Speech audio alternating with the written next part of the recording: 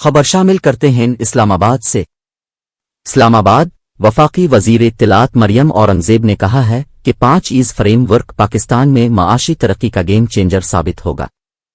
سماجی رابطے کی ویب سائٹ ٹویٹر پر منصوبے کی تفصیلات شیئر کرتے ہوئے مریم اورنگزیب نے کہا کہ ایکسپورٹس ای پاکستان، انوائرمنٹ، انرجی اور ایکویٹی ٹرن اراؤنڈ پاکستان کے ستون ہیں۔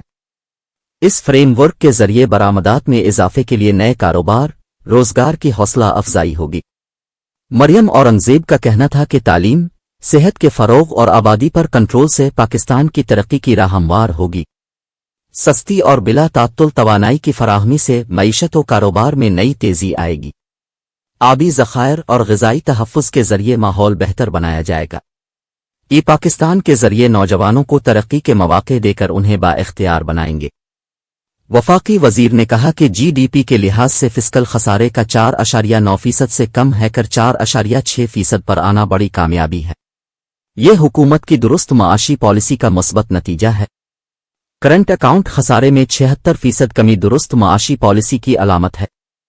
تجارتی خسارے میں 40.4% کمی معاشی اقدامات کی درستگی ظاہر کرتی ہے۔ تجارتی خسارہ $25.8 ارب ہو گیا ہے جو $43.4 ارب تھا۔ یہ بہتری کی جانب آغاز ہے۔